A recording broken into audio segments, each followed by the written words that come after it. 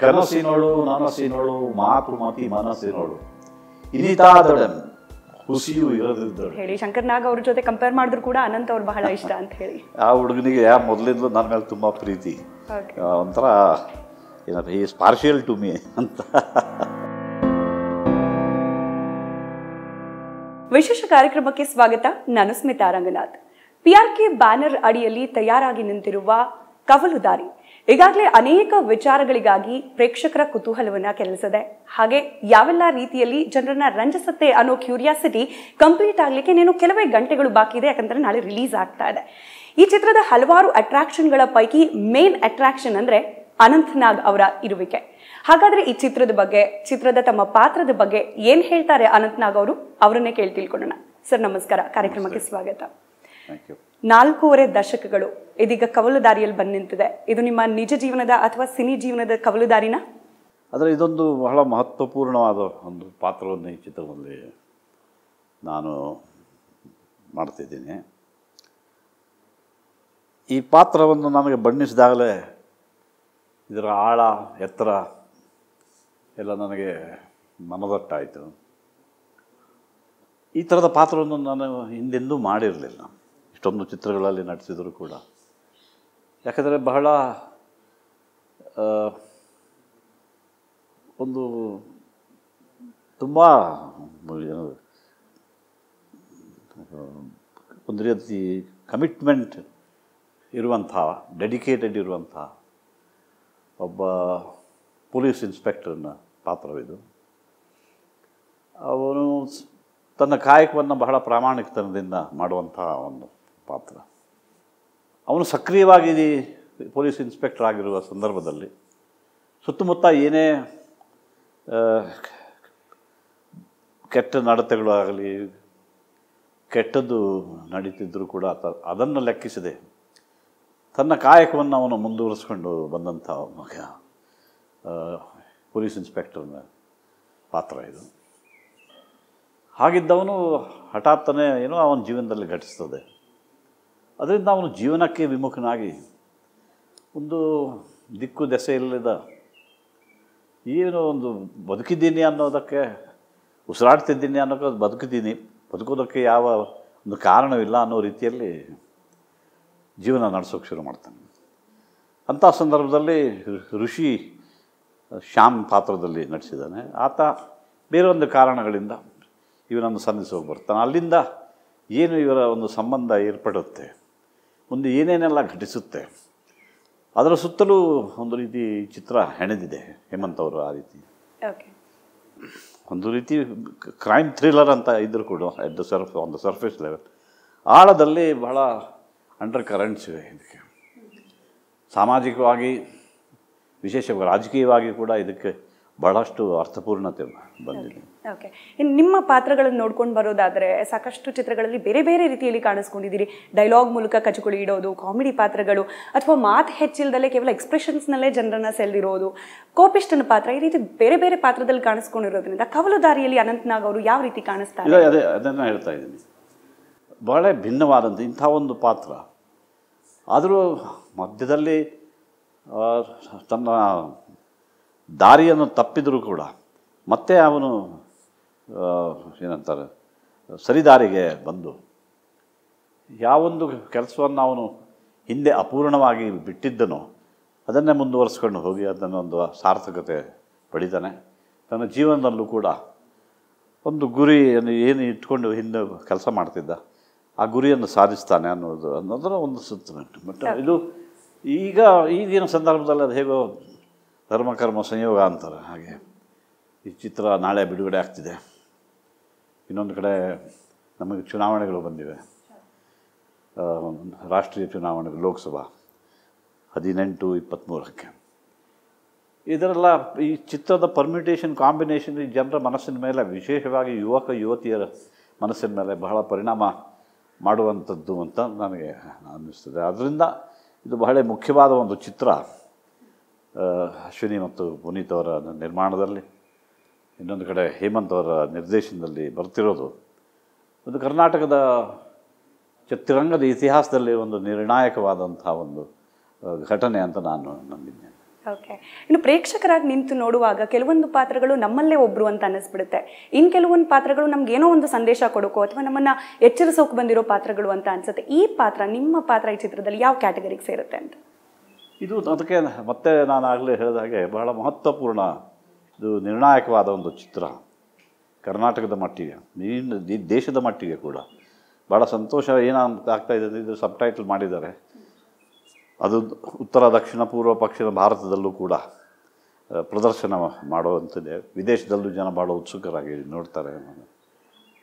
ಎಲ್ಲ ದೃಷ್ಟಿಯಿಂದ ನೋಡಿದರೂ ಕೂಡ ಈ ಏನು ಚಿತ್ರದಲ್ಲಿ ಮುಖ್ಯವಾಗಿ ನನಗೊಂದು ಹಿಂದೆ ಒಂದು ಪಾತ್ರ ಮಾಡಿದ್ದೆ ನಾನು. ನಾನು ಹೇಳಿದಾಗೆ ಒಂದು ಸರ್ಫೇಸ್ ಲೆವೆಲಲ್ಲಿ ಒಂದು ಕತೆ ಇದೆ, ಅದು ಪ್ರೇಕ್ಷಕರಿಗೆ ಬಹಳ ರಂಜನೀಯವಾಗಿ ರೋಚಕವಾಗಿ ಇದೆ. ಅದರ ಅಂಡರ್ ಕರೆಂಟ್ನಲ್ಲಿ ಏನೋ ಒಂದು ವಿಷಯ, ಇದರ ಗೂಢ ಅರ್ಥ. ಆ ಹಾಡು ನೀವು ಕೇಳಿರಬೇಕು, ನಿಗೂಢ. ಆ ನಿಗೂಢತೆಯಲ್ಲಿ ಇದು ಕೂಡ ಅಡಕವಾಗಿದೆ. ಏನಂದರೆ, ಒಂದು ಕವಿ ಲಕ್ಷ್ಮೀನಾರಾಯಣ ಭಟ್ರು ನನ್ನೊಂದು ಹಿಂದಿನ ಪಾತ್ರದಲ್ಲಿ ಒಂದು ಸಾಲುಗಳನ್ನು ಕೊಟ್ಟಿದ್ದರು. ಕನಸಿನೋಳು ನನಸಿನೋಳು ಮಾತು ಮತಿ ಮನಸ್ಸಿನೋಳು ಇನಿತಾದೊಡೆ ಹುಸಿಯೂ ಇರದಿದ್ದೊಡೆ ಇಷ್ಟು ಸುಳ್ಳುತನ ಇಲ್ಲದೆ ಇದ್ದರೆ ದೈವಕ್ಕೆ ಧರ್ಮಕ್ಕೆ ನ್ಯಾಯಕ್ಕೆ ತಲೆಬಾಗಿ ಪ್ರಜೆಗಳನ್ನು ಸುತರಂತೆ ಮಕ್ಕಳಂತೆ ನಡೆಸಿರುತ್ತಡೆ ಅಂತ ಸಾಲು. ಸೊ ಇದು ನನಗೆ ಈ ಪಾತ್ರ ಮಾಡುವಾಗ ಇದೇ ಹೊಳಿತಿತ್ತು, ಇದೇ ಅನಿಸ್ತಿತ್ತು. ಈ ಥರದವರು ದೇಶದಲ್ಲಿ ಪುಢಾರಿ ಆಗಬೇಕು, ಅವರು ನಾಯಕತ್ವ ಕೊಡಬೇಕು, ಅಂದ್ರೇ ಮುಂದೆ ದೇಶ ನಿಜಕ್ಕೂ ಚೆನ್ನಾಗಿದೆ. ಈ ಥರದ ನಾಯಕತ್ವ ಇದೆಯಾ ನಮ್ಮಲ್ಲಿ? ಇಲ್ಲ. ಆದುದರಿಂದ ಇದು ಭಾಳ ಮುಖ್ಯವಾದ. ಯಾಕಂದರೆ ಸ್ಟ್ಯಾಟಿಸ್ಟಿಕ್ಸ್ ಈಗಾಗಲೇ ಎಲ್ಲ ಕಡೆ ಬಂದಿದೆ. ಚುನಾವಣಾ ಸಂದರ್ಭದಲ್ಲಿ ವಿಶೇಷವಾಗಿಲ್ಲೂ ಸುಪ್ರೀಂ ಕೋರ್ಟ್ ಒಂದು ಕಡೆಯಲ್ಲೂ, ಎಲೆಕ್ಷನ್ ಕಮಿಷನ್ ಒಂದು ಕಡೆ ಇದನ್ನು ಫೈಟ್ ಮಾಡ್ತಿದೆ. ಏನಂದ್ರೆ ಎಲ್ಲ ರಾಜಕೀಯ ಪಕ್ಷಗಳಲ್ಲಿ ಈ ಕ್ರಿಮಿನಲೈಸೇಷನ್ ಆಫ್ ಪಾಲಿಟಿಕ್ಸ್ ಅಂತೆ. ಸೊ ಒಂಥರ ರಫ್ ಆಗಿ ಟ್ರಾನ್ಸ್ಲೇಟ್ ಮಾಡಿದ ರಾಜಕಾರಣದಲ್ಲಿ ಈ ಅಪರಾಧೀಕರಣ, ಅಂದರೆ ಅಪರಾಧಿಗಳೇ ರಾಜಕಾರಣಕ್ಕೆ ಬರೋದು. ಅದರಿಂದ ಏನು ಇದರ ಭಯಂಕರವಾದ ಇದೊಂದು ಇದು ಘಟಿಸ್ತಿರೋದು.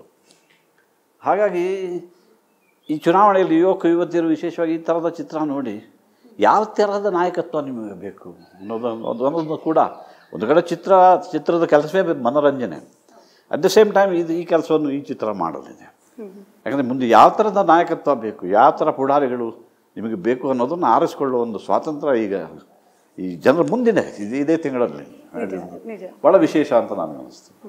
ಮದನ್ ಕಡೆಯಲ್ಲಿ ರಿಷಿ ಬಗ್ಗೆ ಮಾತನಾಡ್ತಾ ಇದ್ರಿ. ಅವರು ಕರ್ತವ್ಯ ನಿರತ ಪೊಲೀಸ್ ಅಧಿಕಾರಿಯಾಗಿ ಕಾಣಿಸ್ಕೊಳ್ತಾರೆ, ನೀವು ರಿಟೈರ್ಡ್ ಅಧಿಕಾರಿಯಾಗಿ ಕಾಣಿಸ್ಕೊಳ್ತೀರಾ. ನಿಮ್ಮಿಬ್ಬರ ಜೀವನದ, ಅಂದರೆ ಎರಡೂ ಪಾತ್ರಗಳ ಜೀವನದ ಎಕ್ಸ್ಪೀರಿಯನ್ಸೇ ಕಥೆಯಾಗಿ ಹೋಗುತ್ತಾ ಹೇಗೆ ಅಂತ ಹೇಳಿ?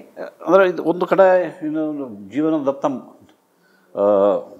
ವಿಮುಖನಾದವನು, ಹತ್ತು ಕಡೆ ಆತ ತರುಣ ಉತ್ಸಾಹ, ಅವನಿಗಿನ್ನೇನು ಮೇಲೇರಬೇಕು ಜೀವನದಲ್ಲಿ ಸಾಧಿಸಬೇಕು ಅನ್ನೋ ಒಂದು ಛಲ ಒಂದಿದು.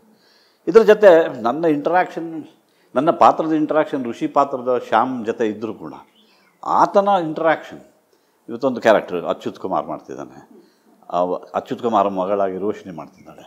ಈ ಕಡೆ ಸುಮನ್ ರಂಗನಾಥ್ ಒಂದು ಪಾತ್ರದಲ್ಲಿ ಬಂದು ಹೋಗ್ತಾಳೆ, ಅಲ್ಲಿ ಅವಿನಾಶ್ ಒಂದು ಪಾತ್ರ ಮಾಡ್ತಿದ್ದಾನೆ, ಸಂಪತ್ ಇನ್ನೊಂದು ರೀತಿ.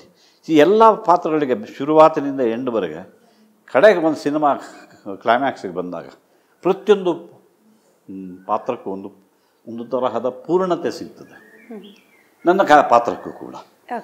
ಹೀಗಾಗಿ ಈ ಸುಂದರವಾದ ಪಾತ್ರಗಳು ರಚನೆಯಾಗಿವೆ. ಹೇಮಂತ್ ಅದನ್ನು ಸಾಧಿಸಿದ್ದಾರೆ ಇದರಲ್ಲಿ.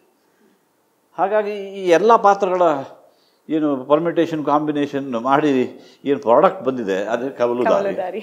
ಆ್ಯಂಡ್ ಆ ಕ್ರಾಸ್ ರೋಡಲ್ಲಿ ಬಂದು ನಿಂತಾಗ, ಅಂದರೆ ಉದಾಹರಣೆಗೆ ಋಷಿ ಪಾತ್ರ ಅವನು ಕವಲ್ದಾರಿಯಲ್ಲಿದ್ದಾನೆ, ಎಲ್ಲ ಪೊಲೀಸ್ನವರು ಎಲ್ಲದಕ್ಕೆ ಹೇಮಂತ್ ಇದನ್ನು dedicated to the women and men in uniform ಅಂತ.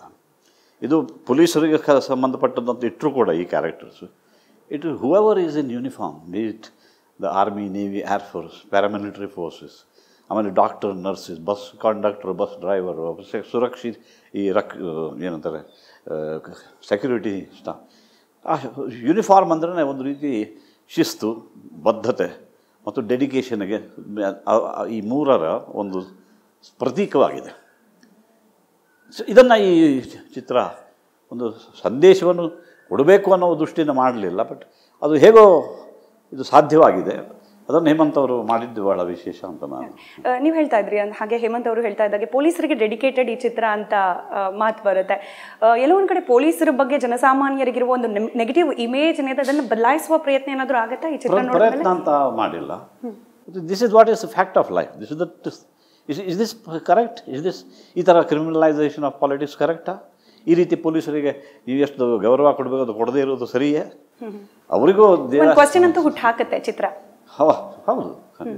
ಸೊ ಈ ರೀತಿ ಅನೇಕ ವಿಚಾರಗಳ ಮಂಥನ ಈ ಚಿತ್ರದಲ್ಲಿ ಆಗಿ ಜನರು ಸಂತೋಷ ಪಡ್ತಾರೆ ಅಂತ ನಾನು ಅಂದ್ಕೊಂಡಿದ್ದೇನೆ. ಓಕೆ, ನೀವು ಮಾತನಾಡ್ತಾ ಇದ್ರಿ ಎಲೆಕ್ಷನ್ ಟೈಮ್ ಇದೆ, ಜೊತೆಗೆ ಕ್ರಿಮಿನಲೈಸೇಷನ್ ಆಫ್ ಪಾಲಿಟಿಕ್ಸ್ ಅಂತ ಕೂಡ ಹೇಳ್ತಾ ಇದ್ರಿ. ಎಲ್ಲೊಂದು ಕಡೆ ಚಿತ್ರವನ್ನು ಗಂಭೀರವಾಗಿ ನೋಡಿ ಅದರಿಂದ ಈಗಿನ ಮತದಾರರು, ಎಸ್ಪೆಷಲಿ ಯುವ ಮತದಾರರು, ಹೌದು ನಾವು ಯೋಚನೆ ಮಾಡಿ ಮತ ಹಾಕಬೇಕು ಅನ್ನೋಷ್ಟರ ಮಟ್ಟಿಗೆ ಪ್ರಭಾವಕ್ಕೆ ಒಳಗಾಗ್ತಾರಾ?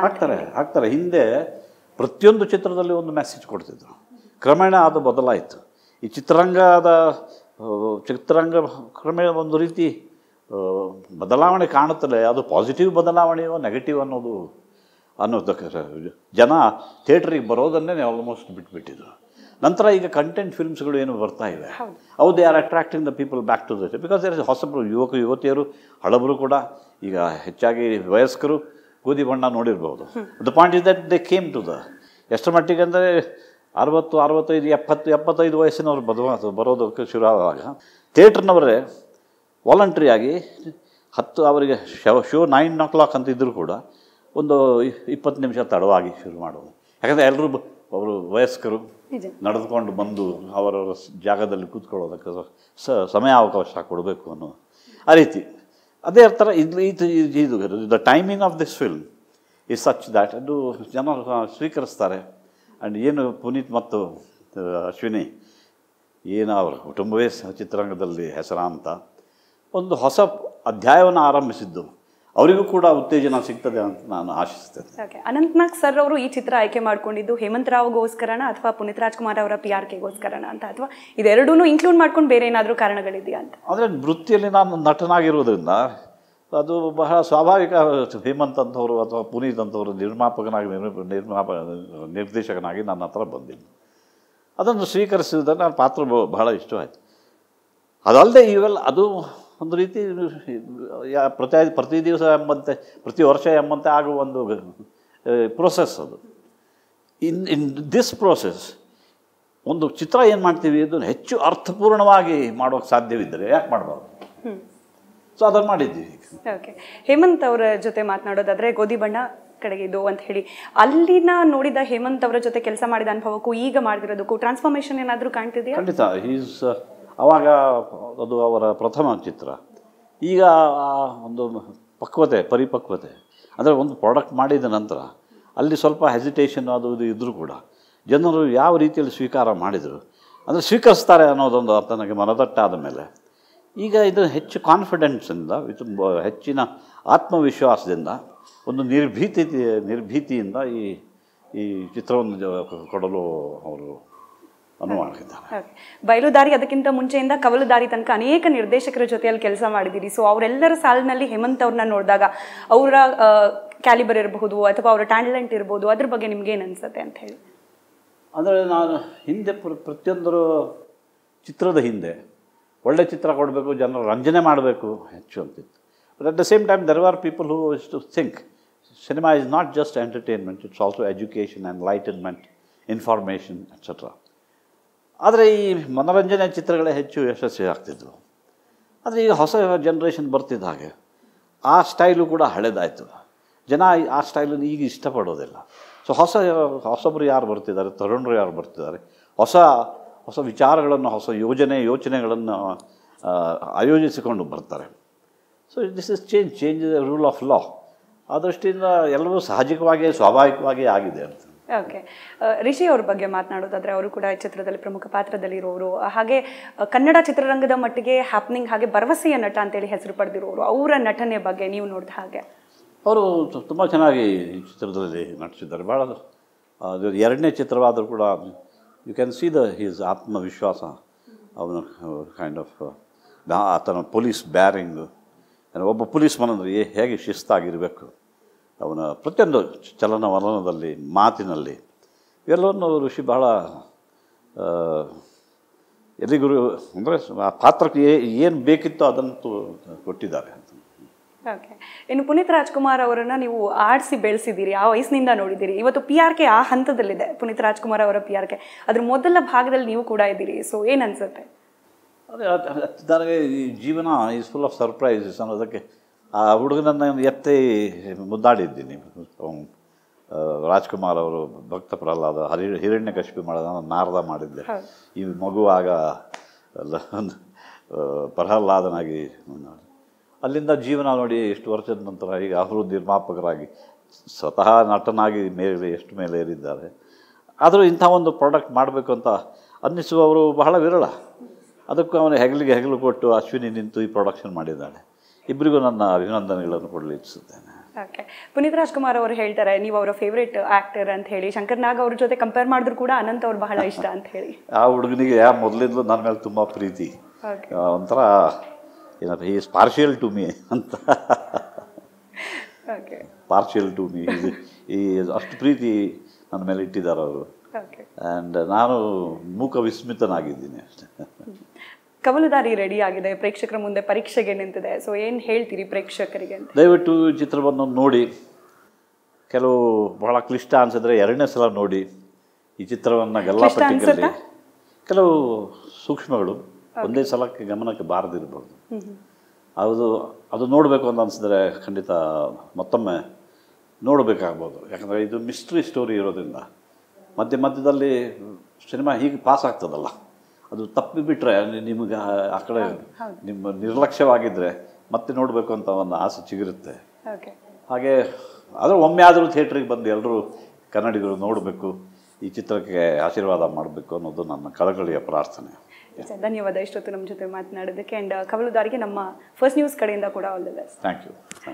ಇದಾಗಿತ್ತು ಹೊತ್ತಿನ ವಿಶೇಷ. ಲೇಟೆಸ್ಟ್ ಹಾಗೆ ಅಪ್ಡೇಟೆಡ್ ಸುದ್ದಿಗಾಗಿ ನೋಡ್ತಾರೆ ಫಸ್ಟ್ ನ್ಯೂಸ್, ಯಾವುದೂ ಅಸಾಧ್ಯವಲ್ಲ.